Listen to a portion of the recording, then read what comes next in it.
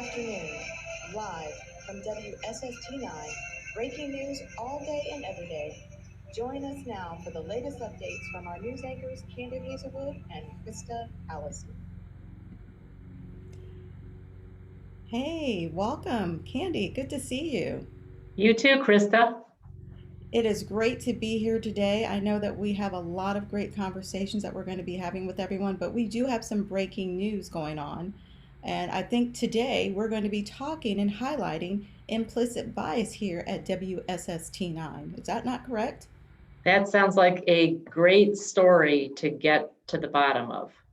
And I believe that those that are joining us, our viewers, are joining us for the Knowing Your Blind Spots. And so we're ready to get started. I think we already have all of the people that we're going to be talking to today, our experts, they're lined up. Is that not correct, Candi?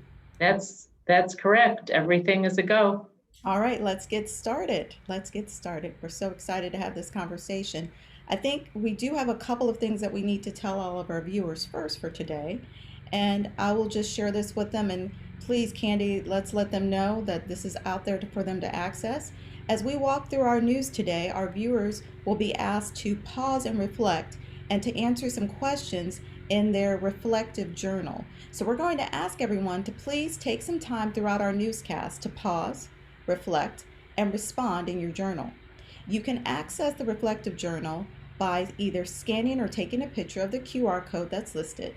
And at the conclusion of our news class, we're going to ask you to please submit your reflective journal in order to receive the allotted contact hours for our session.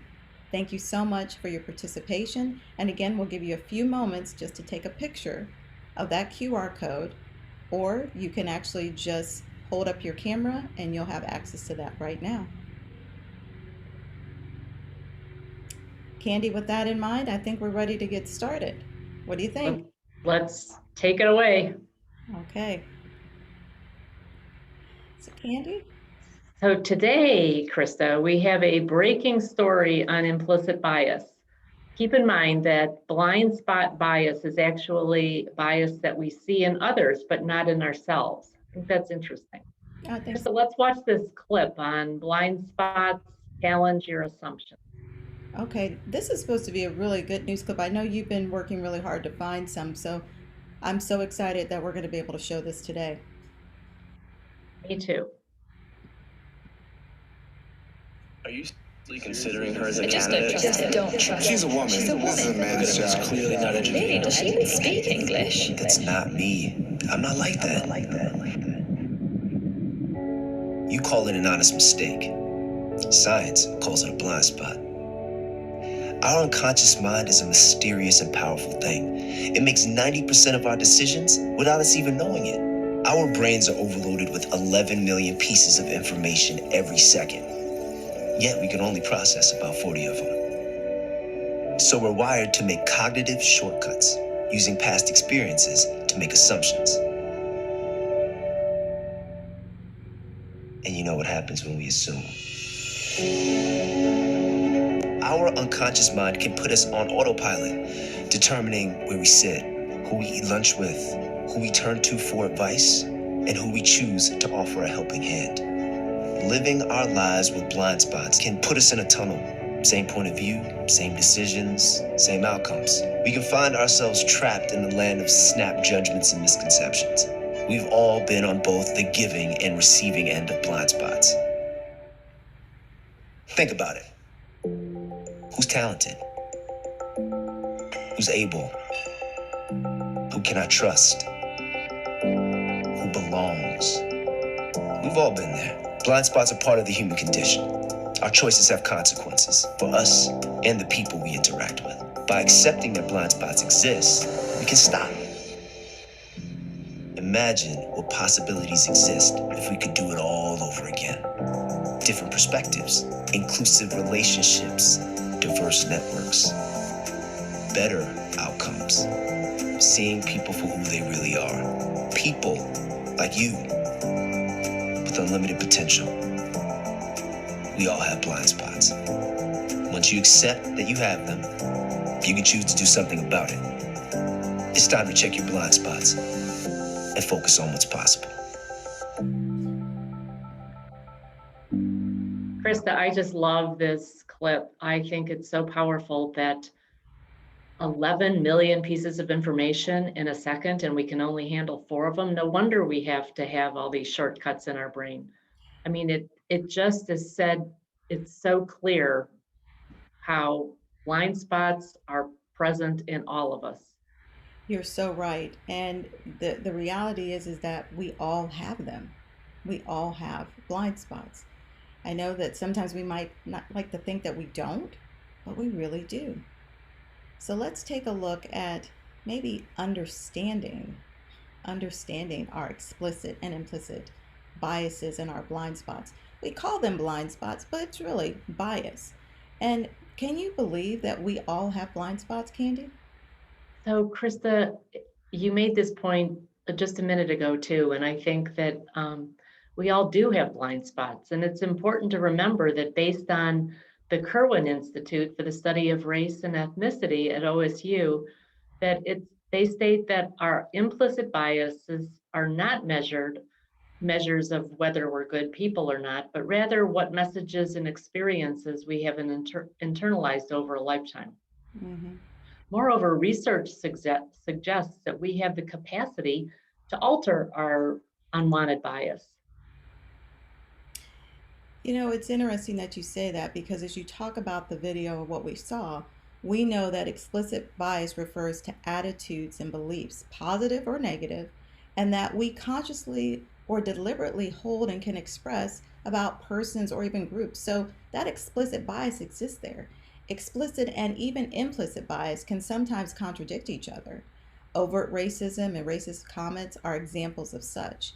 When we think about implicit bias, however, that's interesting because it also includes attitudes and beliefs, positive or negative, about people, ideas, issues, or institutions that occur outside of our conscious awareness and control, which affect our opinions and our behavior. In fact, Candi, did you know that many studies have indicated that implicit bias affect individuals' attitudes and actions, thus creating real-world implications, even though individuals might not even be aware that those biases exist within themselves? So I think what we want everybody to realize, all of our viewers, is that implicit biases, even people who try to remain objective, for example, judges or journalists like us, that those have been developed over a lifetime. However, we can work to combat and to change those biases. So I think that's the positive news out of this, that we can make that change. Which is so important that we do. It's just really eye-opening to be able to move forward with this. So I love this novelist. So we're going to hear from novelist Chimamanda Ngozi Adichie, who tells the story on how she found her authentic cultural voice and warns that if we hear only a single story about another person or a country, we risk a critical misunderstandings, and that can also contribute to explicit and implicit bias. Let's listen to her now, Krista. Thank you so much. I know you had an opportunity to interview her, so I'm excited to hear what she had to say. And so I began to realize that my American roommate must have, throughout her life, seen and heard different versions of this single story. As had a professor who once told me that my novel was not authentically African. Now, I was quite willing to contend that there were a number of things wrong with the novel, that it had failed in a number of places, but I had not quite imagined that it had failed at achieving something called African authenticity. In fact, I did not know what African authenticity was. The professor told me that my characters were too much like him, an educated and middle-class man. My characters drove cars. They were not starving. Therefore, they were not authentically African. But I must quickly add that I too am just as guilty on the question of the single story. A few years ago, I visited Mexico from the US. The political climate in the US at the time was tense, and there were debates going on about immigration. And as often happens in America, immigration became synonymous with Mexicans. There were endless stories of Mexicans as people who were fleecing the healthcare system, sneaking across the border, being arrested at the border, that sort of thing. I remember walking around on my first day in Guadalajara, watching the people going to work, rolling up tortillas in the marketplace, smoking, laughing. I remember first feeling slight surprise, and then I was overwhelmed with shame. I realized that I had been so immersed in the media coverage of Mexicans that they had become one thing in my mind, the abject immigrant. I had bought into the single story of Mexicans, and I could not have been more ashamed of myself. So that is how to create a single story. Show a people as one thing, as only one thing, over and over again, and that is what they become. It is impossible to talk about the single story without talking about power. There is a word, an Igbo word, that I think about whenever I think about the power structures of the world, and it is nkali. It's a noun that loosely translates to be greater than another. Like our economic and political worlds, stories too are defined by the principle of nkali. How they are told, who tells them, when they are told, how many stories are told, are really dependent on power. Power is the ability not just to tell the story of another person, but to make it the definitive story of that person. The Palestinian poet Mourid Barghouti writes that if you want to dispossess a people, the simplest way to do it is to tell their story and to start with secondly. Start the story with the arrows of the Native Americans and not with the arrival of the British, and you have an entirely different story. Start the story with the failure of the African state and not with the colonial creation of the African state, and you have an entirely different story. I recently spoke at a university where a student told me that it was such a shame that Nigerian men were physical abusers like the father character in my novel. I told him that I had just read a novel called American Psycho, and that it was such a shame that young Americans were serial murderers.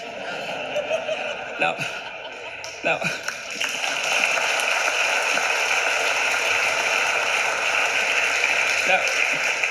obviously, I said this in a fit of mild irritation, but it would never have occurred to me to think that just because I had read a novel in which a character was a serial killer, that he was somehow representative of all Americans. Powerful.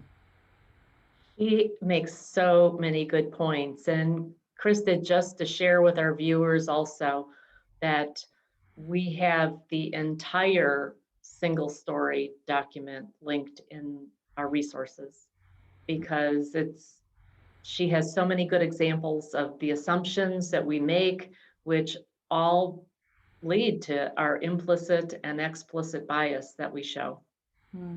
You're so right about that. And just to do that carrot insert that you mentioned, at the conclusion of our newscast, we will be sharing with you, and it's in our documents folder, a resource of all the videos and part of the conversation that we're having today. But one of the things you pointed out, and as a part of this conversation, was the word secondly. So I want to can we land on that a little bit? Sure. And how she uses that word secondly, and how when you use that word, it changes the entire dynamic of the conversation. So true. So true. And we don't usually do that with anything. Mm-hmm. Mm-hmm. Everything seems to always feed into the single story assumptions that we have built up around us. You're right about that. I didn't think about it until she said that, and how that word changes the whole dynamic of the sentence. Mm-hmm. And so I think for our viewers that are watching this, to remember the power of that and the danger, as you pointed out, the danger of the single story and using the word secondly. Yes. Powerful. So powerful. So I know that we have some things coming up in terms of us pausing and reflecting. And so at this point, let's take some time to do some pausing and reflecting on this notion of this TED Talk that we had. the danger of a single story. What single stories are part of your life? That's the question. What single stories are part of your life? We'd like for you to take a moment to think about what that means and to respond on your breaking news reflective form. And we'll give you a few moments to do that.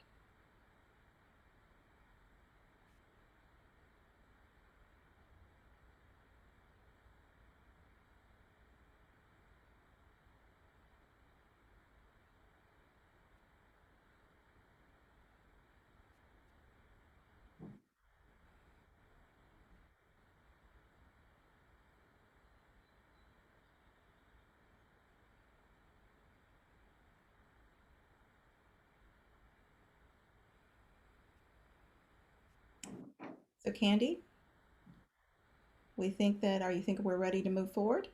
I think we are ready to move forward. If people need a little bit more time, then they're more than welcome to pause the video and restart it. Okay, thank you.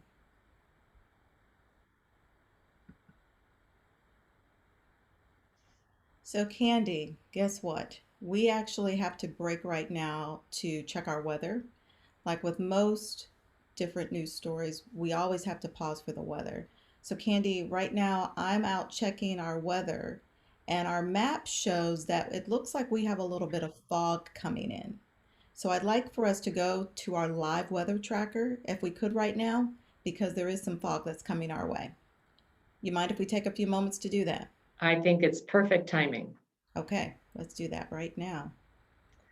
So yes, Krista, we have to keep working on the fog lifting. So we're going to take a minute and do that.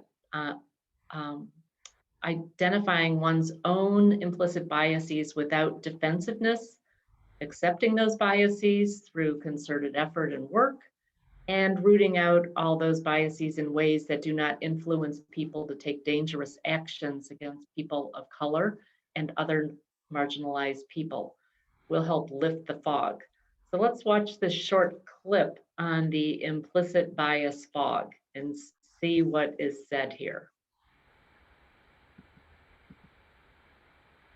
Implicit bias. Implicit bias. Implicit bias. 2016 was the year that implicit bias went somewhat mainstream.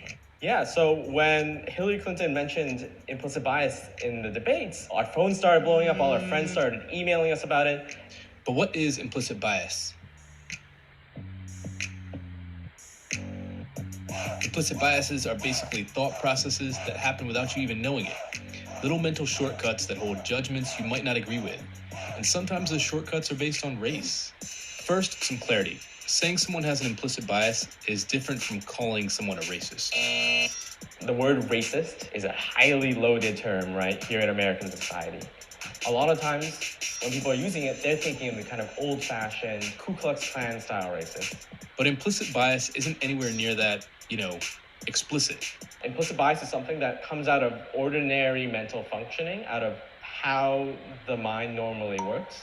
We've all grown up in a culture with media images, news images, conversations we heard at home, our education.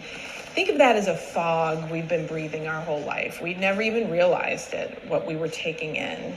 And that fog causes associations that lead to biases. I somehow know that if you say peanut butter, I'm going to say jelly. That's an association that's been ingrained in me because throughout my life, peanut butter and jelly are together. And in many forms of media, there's an over-representation of Black men and violent crime being paired together. And because of that, I actually deep down inside have been taught that Black men are violent and aggressive and not to be trusted, that they're criminals, that they're thugs. With all those associations, I'm not trying to let us off the hook, but in some ways, none of us stood a chance. Starting today, we'll post a video a day dealing with one challenge of understanding implicit bias and its relationship to race and exploring ways we might combat the problem. One more thing, if you're seeing this and thinking that it doesn't apply to you, well, you might be falling prey to the blind spot bias. That's a scientific name for a mental bias that allows you to see biases in others, but not in yourself. we're biased.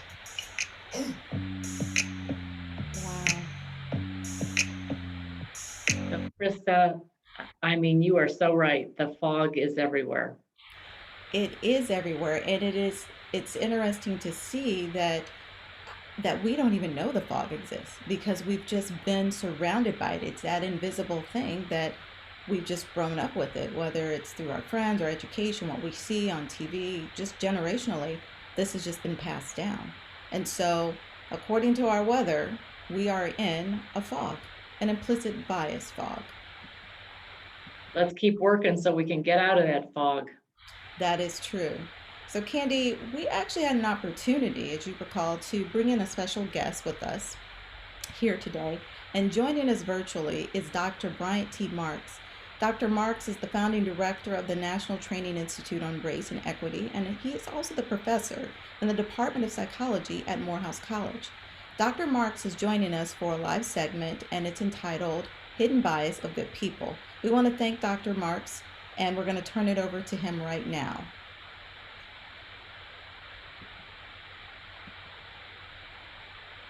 Keep it moving. You have all types of biases and preferences, numbers, shapes, colors, that sort of thing. What's important is in the US, we automatically categorize others' race, gender, and age without even knowing it. The first time you see another human being, your mind is trying to categorize them according to race, gender, and age. Why is that? Our minds are built to be efficient. Thinking in categories is very efficient. If you meet somebody for the first time and they tell you they're a police officer, you don't have to ask them, do you have a gun and a badge? Did you go to police academy? It comes with the category. So once you know someone's category, a wealth of information comes along with it based upon your previous experience that could be helpful in that moment. And that process is usually pretty good, pretty efficient. But sometimes the information brought to mind doesn't fit that situation. Bias comes out, it's a bit awkward, we can get it wrong. Okay? Next, implicit bias and explicit bias don't always align. So you can have a negative association or a trait with a group, and at a conscious level, that not be the case. That's called dissociation. It is possible. Next, individuals can hold implicit bias toward their own group. That is very possible, again, due to overexposure. If I'm overexposed to negative traits about Black males, repeatedly, my mind may lock it in at a subconscious level. So just because you associate a trait with a group doesn't lock you into mistreating them or disliking them. You can do things at a conscious level that can cut the link between biased thinking and an outcome. And we'll show you what that looks like shortly. Implicit bias is a stronger predictor of day-to-day behavior than explicit bias because much of our behavior and thoughts are automatic. Some psychologists estimate 80 to 90% of our thoughts and behaviors throughout the day automatic. We don't process them at a conscious level, like your facial expressions right now. Yeah, I know. Finally, implicit bias is more likely when one trying to attend to multiple things, stress or under duress, under high threat, or tired or fatigued. Okay, so some conditions under which we typically lean on implicit bias. Question for you. Of the following four categories, which one of these groups do you think are on the receiving end of the most negative implicit associations in the US? Women, African Americans, the elderly, the obese. Okay? If you had to choose of these four. And the answer is the elderly. The elderly. Here we go. Common biases and targets in the United States past 50 years of research. Most biases in the United States arise from external characteristics such as race and gender. So you have racism, sexism, okay? Also, Arabs and Muslims have been a common target of bias, particularly since 9/11. People overweight, common target of bias. LGBTQ communities, common target of bias. Undocumented individuals, common target of bias. But America's strongest negative bias is actually toward the elderly, followed by the obese. Okay, so in the U.S., we have a pretty strong pro-youth bias. We tend to value the younger versions of ourselves and other people. We associate positive traits with youth, negative traits with the elderly, and that gap is pretty big. Okay? Now, what does implicit bias look like in the real world? I'm going to walk you through a few real-world examples pretty quickly. All things being equal, yet a bit unequal. Taller employees have been shown to receive higher wages than their shorter counterparts. Yes. And more attractive employees have been shown to receive higher starting salaries than their less attractive counterparts. So here's the deal, folks. If you're short, you better look good. All right, just keep it tight. You go to the gym, you can work out, you can be short and good looking, it can balance out. Folks, it's not me, it's science. What else do we know? Qualifications being equal, that is credit score, financial history, income, etc. Blacks and Latinos were less likely to be approved for home mortgages and auto loans and paid higher interest rates on loans when they were approved. Right? Next. Previous performance being equal. Kindergarten through 12th grade teachers have shown lower expectations and display less social comfort with Black students and some Latino students than white students. Various researchers have found that over the past 50 years. People who show negative implicit bias towards Latinos are more likely to oppose both illegal and legal immigration. Hot topic there. Right?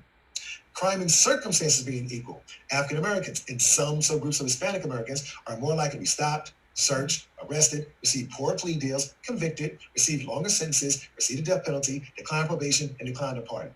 At pretty much every level of the criminal justice system, folks, race still matters in America. A review of 42 recent articles on implicit bias in healthcare revealed that physicians and nurses show bias in the areas of race and ethnicity, gender, socioeconomic status, age, mental illness, weight, HIV/AIDS, brain injury patients, intravenous drug users, disability, and social circumstance. All right, don't judge them. Don't judge them. We find these same patterns amongst you and I and the general public. But see, there's a romantic part of you that wants to think, oh, doctors and nurses, they can't be biased. Why not? Do they live in society? Do they have a brain? I mean, folks, that's your North Star. Let's keep going back to that. It's going to help you out. Okay? What else do we know?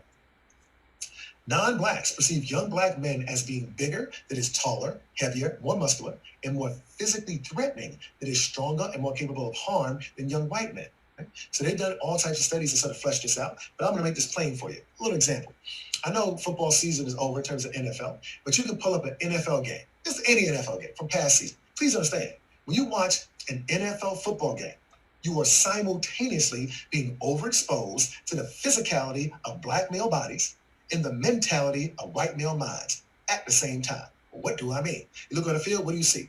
300-pound linemen, 250-pound linebackers, running, jumping, smashing, grabbing, boom, boom, over and over again, week after week, month after month, year after year. Some people watch all 3 NFL games on Sunday and Monday Night Football and Thursday Night Football, 15 to 20 hours of football a week, right? Get that association. Then they cut to the side. What do they see? Head coach, white male, thinking, calling plays. Offensive coordinator, thinking, calling plays. The owner of the team had to think to own a team, and an analyst, by definition, are analyzing. Look at the race and gender of those people I just mentioned. Here's my hypothesis. Head coach, white male. Offensive coordinator, basically the number 2 coach, white male. Owner, white male. Analyst, white male. Folks, I'm not saying this is some big grand conspiracy. I'm saying the basis of implicit bias lie in the everyday creases of life. Not some big grand, you got to do that. You're just being entertained and do not know associations are being established, informed, and built upon. Okay? Right? So when you look at this now, well, how would they say Black men are big and strong? And look at society. Where do we see prominent Black men presented? Oftentimes, their bodies are in the lead. Now, how is implicit bias measured? There's a few different ways to look at it. Among social scientists and in published literature, we've been pretty clever over the years, but a lot of it involves priming or reaction times. So I'm going to talk about that real quick. The one that's most popular and highly used is the implicit associations test. What is the IAT, as we call it? What does it do? It measures the strength of subconscious associations between concepts or groups, such as Hispanic people or gay people, and evaluations such as good or bad, or stereotypes such as athletic or clumsy. Now, the IAT is not perfect, but it does correlate with various implicit and explicit behaviors, okay? So to find this, just Google implicit associations test. It'll pop right up. The first 2 links will take you to a Harvard-based site. Once you get there, there's over 30 different tests you can take to see what implicit associations you have. To be clear, it's measuring the association of a group and a trait. It doesn't mean you're going to mistreat somebody or dislike them. It's just measuring the reflection or reflecting you living in society and having a brain, and what gets associated over time. Another way to identify your bias, and I want you to. So, Candi, when I go back to that and what Dr. Marks presented, and we want to thank Dr. Marks for those explanations, is that the one thing that he stated, which was very interesting, was the crevices of our everyday life, basically. That our biases are just within everything we think, say, and do, kind of like that fog that we just talked about. I think that's such an important point, Krista. I like how he shares it, not with judgment. It's not that it's right or wrong that we think that way, but it's just that's the way our brains work. I love the explanation he used at the beginning where he talked about our brain has to be efficient. So we make all those categories. Mhm. Use the example of a policeman that falls into the category. We don't think about then, does he have a gun? Does he have a badge? We know that. So I just think that he was very clear in his explanation and clearly without having any judgment about the bias that we all have just because we all live in this life. I agree, and the notion is that even in taking the IAT, the implicit association test, it's the associations that we're finding that's going to pull that out of that particular test, that it's going to draw our attention to those natural associations. Because I think what we've said earlier is that we all have bias, and so being able to be aware of those biases, those mental shortcuts that we take, that's Right. an important feature for us as we continue to not only identify, we continue to know that we've been overexposed to bias, but then how do we overcome it as well? Great points. Yeah. A lot to think about. It is. And so I think as we get to this next piece, we start to look at the why. Why is this? So what causes the bias, the explicit and the implicit bias? Because certainly we understand that we live in a fog, we have the mental shortcuts, but the question is why? So part of it is it that we're seeking patterns out, as we've already talked about. Our brains have a natural tendency to look for patterns and associations in order to make sense of a very, very complicated world. Could it be the mental shortcuts? It's faster and easier for our brain to sort through all the overwhelming data and stimuli that we're met with every single second of the day. We all take mental shortcuts all the time. For example, Candi, like rules of thumb, educated guesses, using our common sense, all are forms of mental shortcuts. I know I do mental shortcuts. Do you have mental shortcuts that you take? I'm sure that I do them all the time. And I think that a number of them are mental shortcuts that I'm not even aware that my brain is shortcutting. Um, You're right. So we all do it. I mean, mhm. do you find we do that when we are driving and we're trying to get somewhere fast and we say, oh, I think it's going to be easier to go this way, and so rather than looking it up, we just create our own little mental shortcut, even though we might even have the GPS. We want to create another shortcut within that. So that Shortcuts are every day for sure. exactly. Another possible reason is or it could be the social or cultural influences. Influences, for example, from our media, our culture, or just from our individual upbringings that can contribute to the rise of implicit associations that people form about members of social groups. The media has become increasingly accessible, as you Candi, and while that has many benefits, it can also lead to some of those implicit biases. Right. I'm not sure we were supposed to be watching the news 24 hours a day. Ah, that's true. That's true.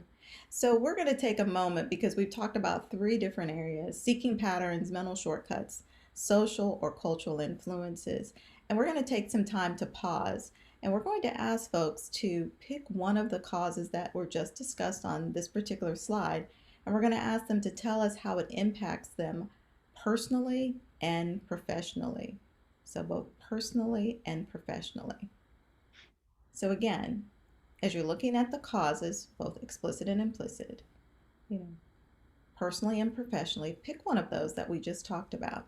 Is it that we seek out our patterns? Is it the mental shortcuts? Or could it be social or cultural influences? And as you pause, again, you're going to pick out one of those causes listed and you're going to tell us how it impacts you both personally and professionally. You're going to list that again and respond on your breaking news reflective form. And again, one of the things I think we want to share with folks, Candi, on that form, there might be a little icon that looks like a little M. If you click on that, it will also give you a refresh or reminder as to the question as well. Great reminder. So we're going to pause and reflect. Again, here are the questions, just so that everyone can have them.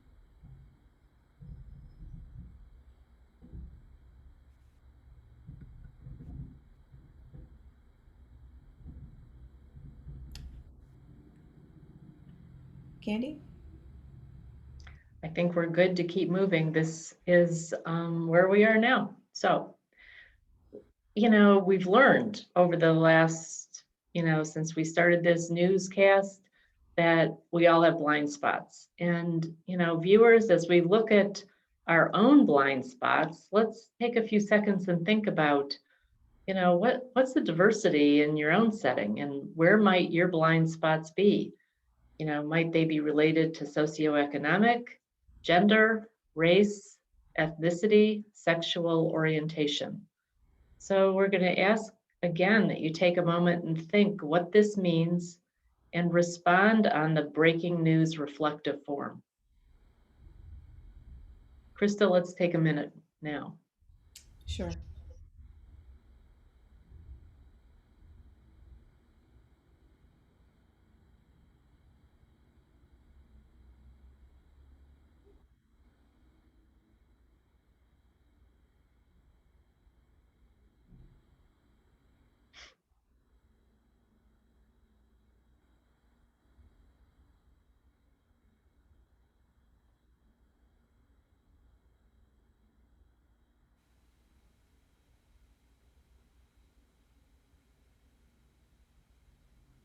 We ready to move on? I think if people want to keep it paused for a little bit longer, they're more than welcome to do that. I agree. And now, Candi, we're going to have some reflection time that's going to be brought to us by our sponsor, the Yale Poorview Center for Teaching and Learning. We want to thank them for their sponsorship today. Great. Yeah.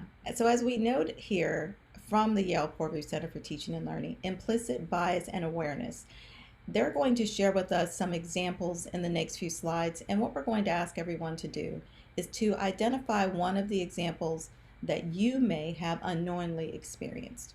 What can you do to identify and become aware of this bias in the future? So let's walk through them. First up, instructors may assume that certain students know to seek help when they are struggling, although students at higher risk for struggling academically are often less likely to seek help and support.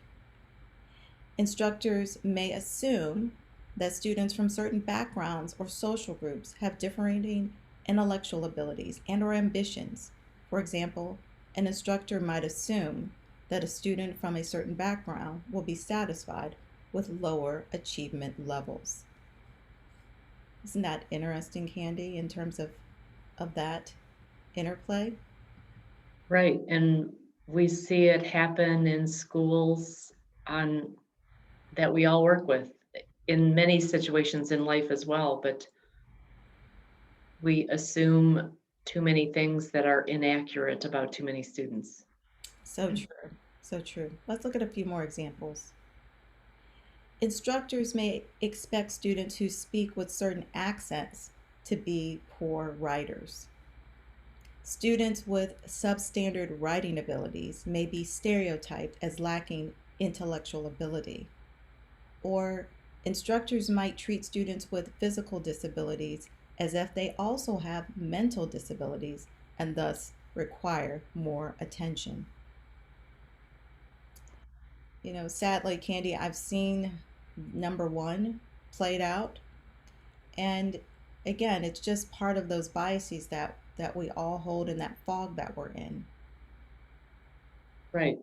And a lot of the fog is caused by much misinformation. So true. Next up. Students who are affiliated with a particular identity group may be treated as experts on issues related to that group. Instructors may assume that students will best relate to the historical, contemporary, or fictional character who resembles them demographically. Or students of certain groups may be expected to have certain participation styles, in other words, being quiet, argumentative, or agenda oriented. A lot of examples there for us to consider. That is very true. So once again, we're going to take time to pause and reflect. Take a moment to think about the 8 examples of implicit bias that might happen in a classroom. Identify one that you may have unknowingly done in your classroom. What can you do to identify and become aware of this bias in the future? Feel free to refer to the previous slides or your documents folder for the examples provided by the Yale Porvu Center for Teaching and Learning, entitled Awareness of Implicit Bias. And we do hope that if you join us for the face-to-face session on the 17th, that we'd love to hear some of your responses. Most definitely. So we'll pause and give everyone a few minutes.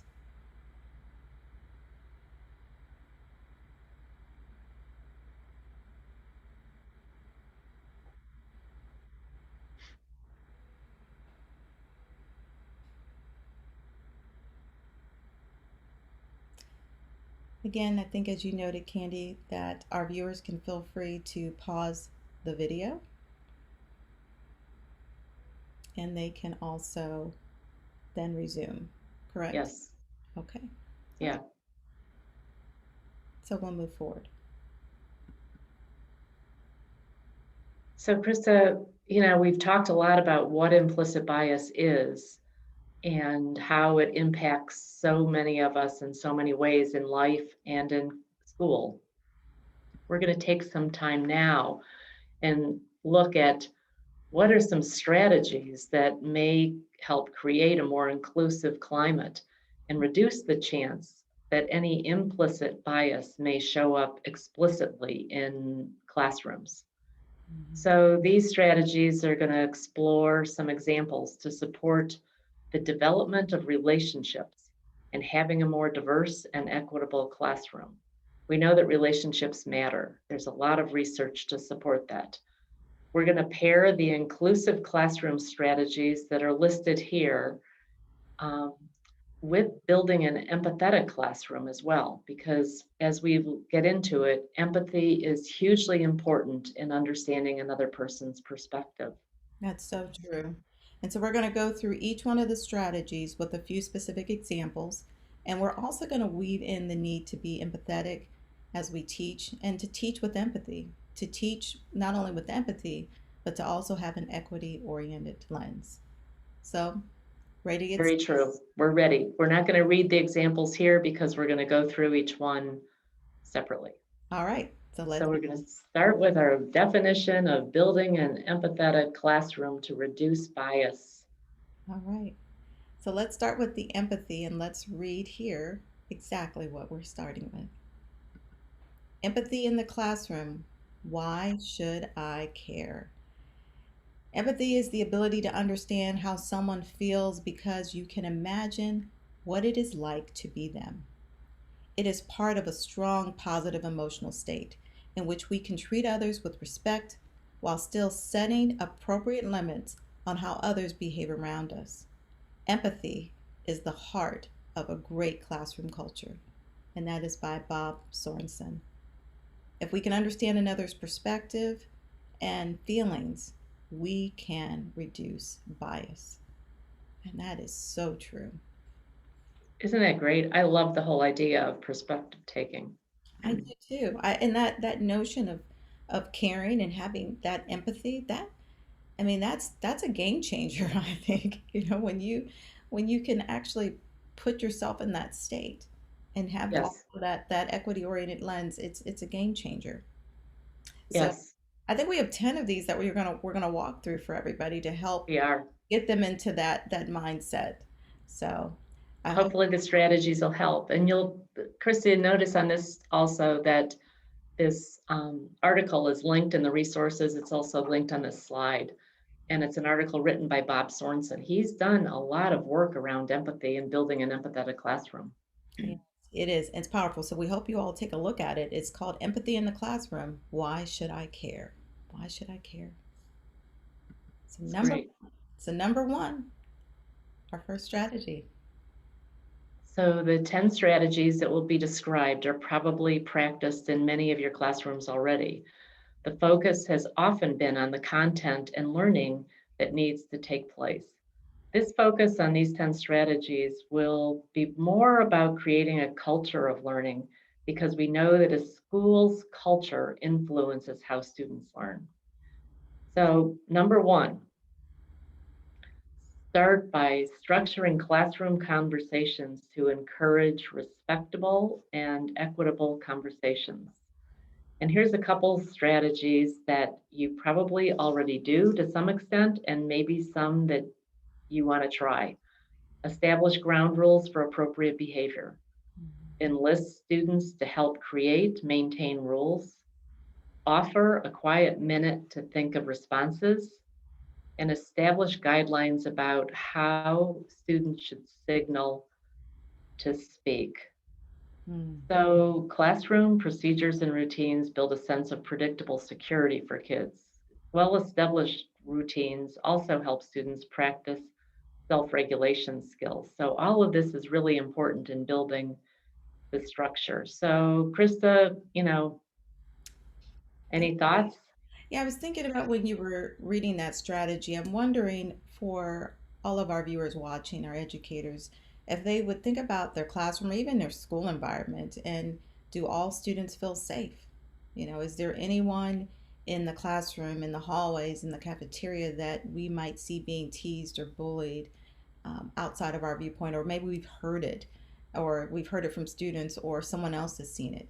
And so being aware of that is really important because what happens outside of school is always brought into school. It's always brought Right. into school. And you're so right about the students needing to feel safe and secure. If they're afraid, they're going to be quiet. So, teaching the practices and routines, give them that sense of safety that's so important. Yeah. I know that we have a lot of, when we talk about our PBIS, our positive behavior interventions and supports, that we have classroom rules there and we talk about it, but it's one thing to list the rules, it's another thing to see how they're implemented and as the adult, how we're helping to create that environment as well. So I think it's a both and as a part of that as well. And that's where the relationship part is so important because sometimes if a student's quiet, if you don't have a relationship established, then you don't really know why. I mean, there might be other reasons than they're just being quiet. That's true. So thanks for sharing that. That's true. So I think we can move to number 2. Okay. And I think Krista, you're going to help us with this. I will. All right, so under this particular slide here, we know that small groups are important for learning the content, but often this can be ignored for various reasons in those particular small groups. So we want to allow relationships to be built. We know it's all about relationships. When children get to know each other the way that they're able to, it can reduce their own fears and their own misunderstandings. We know that relationships matter ultimately. And so when you see this particular slide, you see small groups to encourage those non-competitive ways of learning and encouraging cross-cultural communication, such as patterns of seating and should reflect that participation. Assign small groups across racial gender lines, paying attention to group dynamics and watching for full participation. Setting up study groups or assigning collaborative projects, all those pieces are key. I think all of those are so important. I am a person that loves to be part of a group, so it's easy for me to say the benefits for me in learning and getting to know people. If we can get to know people that maybe don't look or speak like us, we can break down some of this bias that is so prevalent in our society. It's just really important to make sure, though, it's done with the structure in place, practicing the rules, and making sure that we're reinforcing the right things. That is so true. That's true. I think you also always like to talk about when you talk about building those relationships and what that will inspire. Can you share that with us about helping kids build relationships? So Are you referring to just the need to build relationships Yeah, and how that inspires them. Yeah. it's so important for them to build the relationships so that they feel that they belong, so that they have a group that they can be part of. Yes. And if they don't, oftentimes it leads to more problems in school. That there's a lot of research talking about sense of belonging is a very high indicator on student success.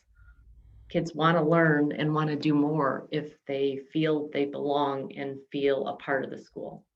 That is so true, and especially now, the Right. importance of how to get students to feel and have that sense of belonging. I know that I know you're familiar with the Search Institute and how they have their 40 developmental assets, and one of them is talking about the sense of belonging and to feel included. And so I think that as you were talking, it just brought that to my mind about the Search Institute. And so for those that may not be familiar with it, it does list 40 developmental assets.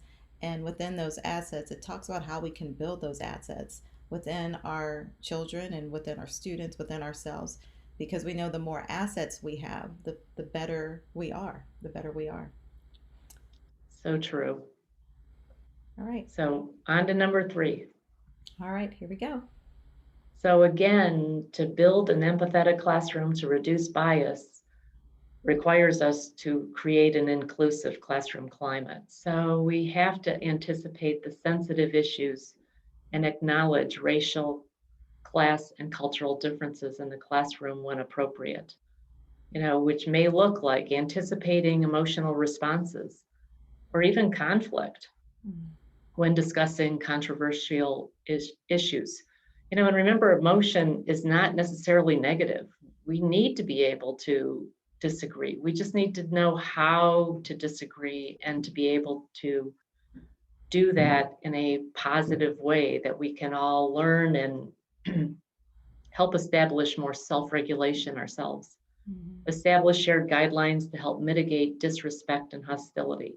That's really got to be stopped. Bob Sorensen shares the tip that we need to help students develop listening and observation skills by planning morning meetings, having discussions about what is going well and what needs to improve in their classrooms, and teaching specific observation skills and listening, which some children haven't learned at home. So it's a good place for them to practice with adult supervision. That is true. We say learning to be comfortable being uncomfortable. Isn't that the truth? Yeah. It's hard for adults to do that. So, but again, we're trying to shape and create this within our students so that they can grow up to understand that that's okay too. Well, and many of us went to schools that didn't allow conflict, Mm. discussion of conflict. Mm-hmm. It was keep the peace was always the mantra. So you're absolutely right. We do need to get comfortable being uncomfortable. Totally. It's a new shift, I would say. A shift for probably Totally. all of us. Yeah, totally. Number 4? Number 4. I think we're ready for that. All right. So we also are looking at this model of inclusive language, being aware of language patterns, avoiding masculine pronouns for males and females, being aware of idioms used that some might not even understand.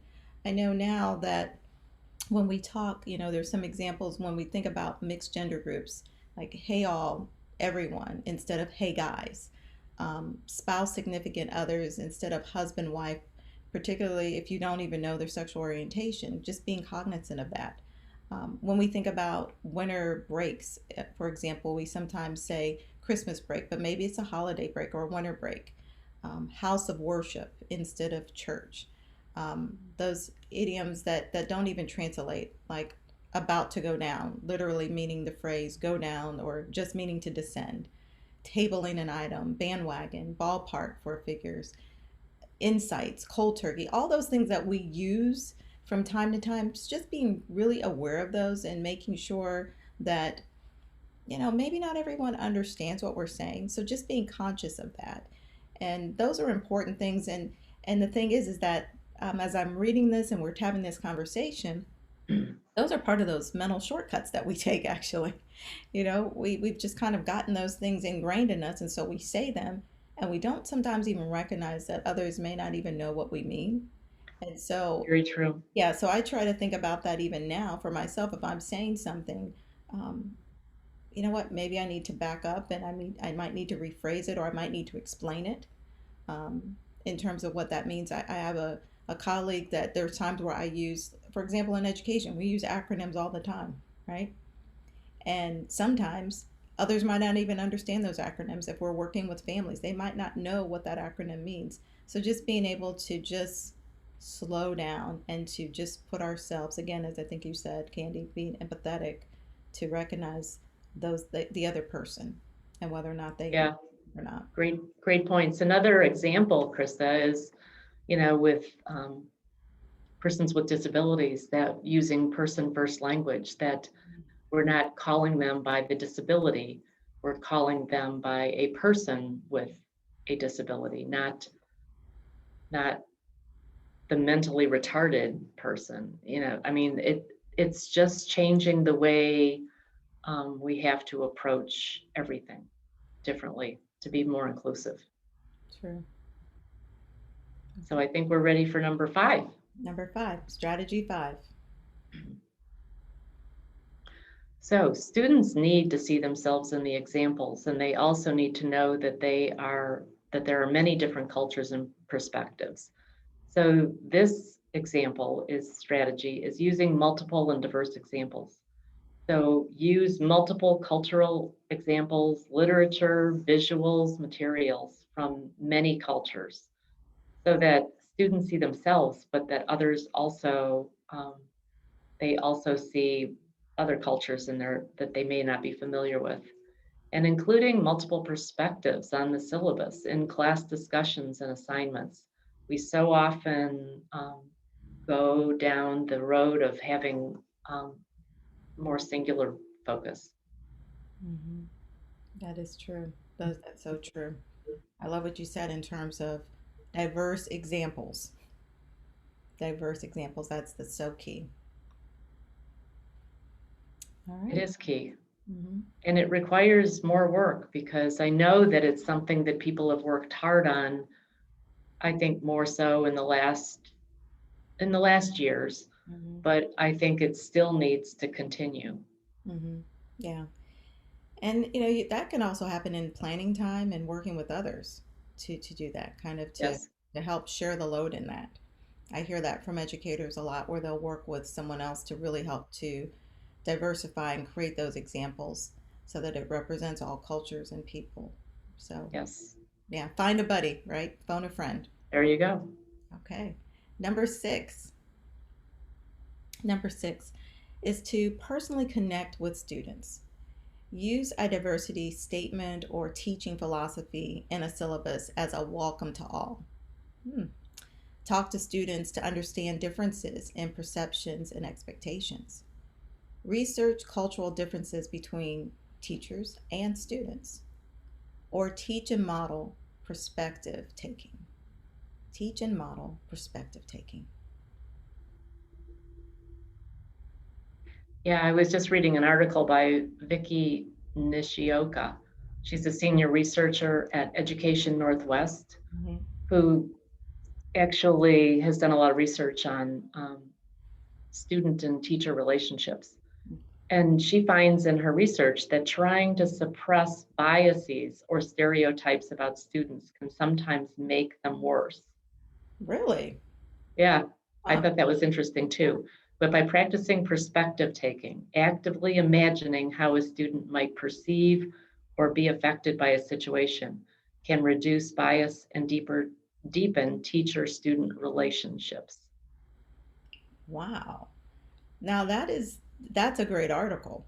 That's a good Yes, article. Do we have that for folks? Because I think that might be a great article for folks too. we do. We do. It's embedded in the resources. So that's something for our viewers to take a look at. That's interesting. Suppressing bias or stereotypes. Yeah, can sometimes make them worse. Mm-hmm. But practicing perspective taking, I I had read some of Alfie Kohn used to do a lot on perspective taking, where, and we've all been there, where somebody might come in the classroom or, meet with us or whatever, and they look down and you wonder if they're mad or if they're upset or what's going on.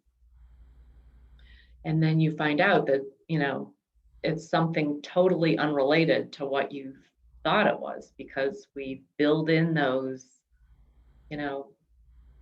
assumptions, another mental shortcut. Wow, that's coming back to that mental shortcut again. Yeah. Coming back to that fog again. Yeah. There's And how our brain is trying to make it efficient. Okay, I've got to meet with all these people. I can't think about it. So I'm just going to assume that whatever is going on with that person. Yeah, So, yeah. Most definitely. So again, there's a running theme, I think that's starting to appear if folks haven't seen it yet. All right. Strategy number 7. So this one is providing alternative means for participation. And this can be as simple as collecting a variety of reflective strategies, such as journal entries, reading logs, etc. These will provide additional insight into perspective.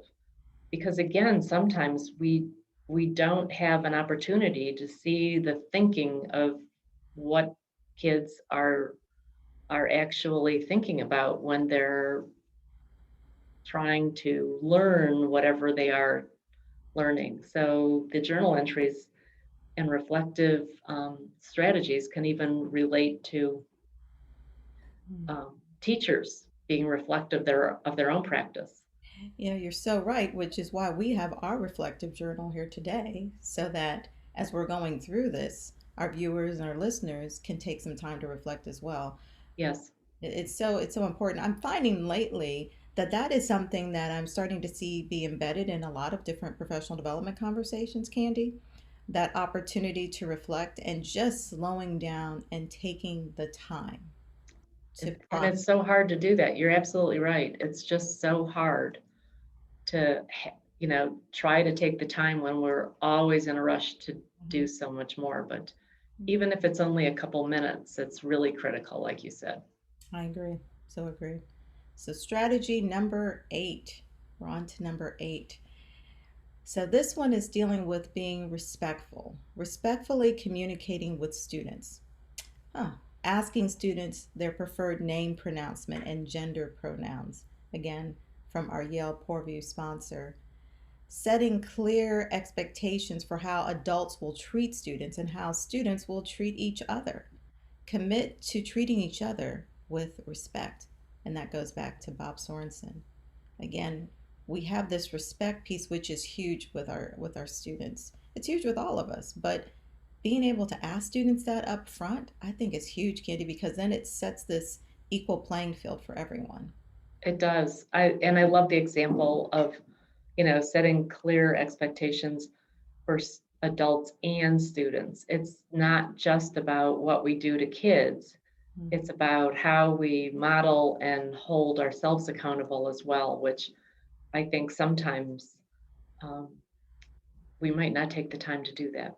Yes, I agree. And again, it comes back to that taking the time. So if we kind of link this back to the PBIS pieces, which we know are being implemented currently within our schools, I think I remember seeing in some classrooms respect listed there, but then taking the time to walk that through with students to explain to them what that means, what it looks like, and then being able to show it both ways. Yes. Yeah. So critical. Yes, it is. So we're on to number 9. We're almost finished with our 10 strategies. We're almost there, everyone. Yes. Yeah. So number 9, address offensive, discriminatory, and insensitive comments.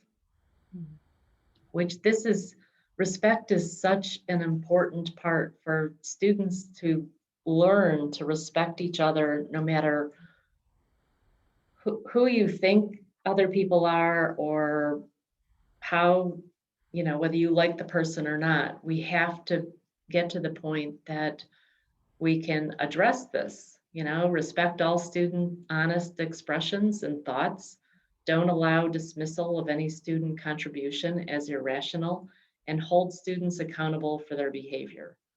Oh, Respect is a big one. yep, that respect is coming around. And this is where it's so important to catch students and adults in those teachable moments. Those teachable Yes. moments. I remember hearing that phrase years ago from one of my mentors. She would say, "This is a teachable moment." And I would go, "Okay, is that for me or for you?" It was normally for me. So, but being able to recognize that for both students and adults, that there are teachable moments. We learn Yeah. things from our students. They learn things from us. Yes. Yes, they do. Wow. Yeah. I feel like, Candy, we need to do a drum roll because we're approaching number 10. Uh, okay. So you did really good at that. I wasn't about to do it, but you did great. So this last one is performing self-assessment. Performing self-assessment. Oh, there's nothing like reflection, right? Exploring any number of teaching inventories to address habits and classroom practices, reveal gaps and approaches. So just that exploration, that's going to reveal a lot. Considering strategies for revision based on results. Yeah, and there are so many different kinds of inventories that can provide, an opportunity to get to know students and help them to get to know themselves, because their own identity, as we've worked on for a long time, is so important too. Mhm. In the resource section of this setting, we have a reflective teaching section. There's a link for some inventories in there. Oh, perfect. So again, we're leaving people with strategies as we've gone through these 10 so that they'll have a list that they can actually link to and take a look at. We hope you do. We hope you do. Yes. That was 10. We went through that really well. High five. Yes. High five to you on that. And high five to everyone that's been going through this with us. Thank you. Yeah. So as we go on to, kind of closing up this series, we want you to take the time to think about what will your learning journey look like. And we think it's partially, there are a couple phases. The first one is awareness. What are you more aware of regarding your own blind spots? So what kind of blind spots have you thought about as we've had these conversations? And Yeah, there's so many. I mean, we've gone through some of the examples, whether it was with our sponsor, the Yale Poorview Center, and giving us some examples of what instructors may do. And then we've gone through these strategies, but that awareness is key in terms of our own blind spots. We've already said, Candy, that, hey, let's face it, we all have blind spots. right. We all, Yes, we do. so, And we don't want to stop just at awareness. So if we go on to the next slide, then we get to action. And action for you. What strategies will you personally put into place to check your own blind spots? Implicit bias has been with all of us through our own experiences over the course of our life. So we have many that we probably will notice, in a few days, a few weeks, as we, entertain ourselves in different ways. So we just have to remember that learning, discussing, and reflection are all actions that you can take as well. yeah. I think it's a continuous process. That, Right. that awareness and that action, those things have to happen all the time. I don't think that we ever arrive at a point where we are woke, where we've said, I've cleared all of my biases, I don't have any. But it's Yeah. something that we always have to be aware of because, again, we're operating in a fog. Yes. And a lot of these things have been baked in as we've heard from Dr. Bryant. They're in the crevices of everything that we do. And so just being aware of them and being able to take action upon them when we see them is also critical. Yes. Totally. So I think we have another action too as well. We do. Yeah. So in this action is, what will your learning journey look like in your action that you might take regarding students, staff, and families? So what strategies can you put in place to reduce bias and promote an equitable learning environment for all students, staff, and families? So this is where we're hoping that you can build on some of the strategies that we mentioned in the inclusive classroom and teaching to be empathetic and teaching intentionally empathy to students. You know, and many of you are probably doing some of these things already. It's just that, like Krista, like you said, we're never finished. Yeah. This is a journey, not an event, for sure. Exactly. And as you're looking at this for our viewers, note that while we started off with awareness, we went to the first action step. The first action step was you. It was you. It wasn't anybody else. It was you. And then this section action step that we listed here are for students, staff, and families. So what we hope that you gather from this is that it starts with yourself first. It starts with us first. It's the individual first. And again, we have to recognize those biases that exist within us before we can even ever begin to take action and begin to address strategies as we're working and having empathy for others. So again, start with self. Start with self. Candi, we have some great resources that we have listed in our documents folder that folks can go and check out as we've been having this great conversation today and through our breaking story. And so please make sure you check those out, those resources. Those were in there. You can take those and there's links to them as well, to the videos as well, right, Candi, that we've been watching today. There are the videos that we have been watching, as well as a couple additional ones. Mm-hmm. There's a lot more information out now about, or maybe it's been out for a long time. It just seems that there's more information out now on implicit bias, and even the whole idea of teaching empathy to help reduce bias. Mm-hmm. You know, building those relationships. I just think that there's so many connections that we can make with all of the work.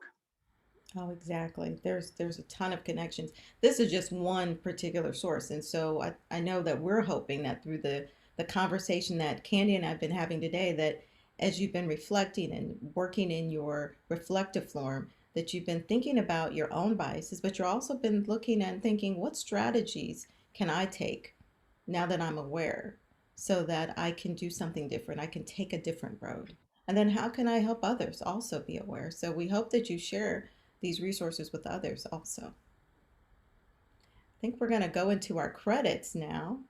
And so we have a lot of credits here because we want to thank folks for their time. And do you have any parting conversations and things you want to say, Candi? Because we've had a great conversation today, haven't we?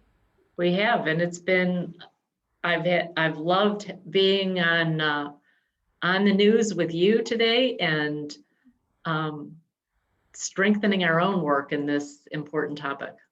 Oh, most definitely. Candi, it has been a pleasure working with you and being on this news broadcast today. We have some great sponsors that have been fortunate to help us, and we just want to make sure we mention and show them today. We have some music and support, and we even have some photography that has happened as well, and production. And so as we get ready to sign off from our channel with you today, we just want to thank everyone for all the help and support. So thank you, everybody. We're going to sign off from WSST9. Candi, it's great working with you. Great working with you too, Krista. We're going to sign off, everybody. See you at 11. Be well. Oh, we'll see you at 11. Thanks.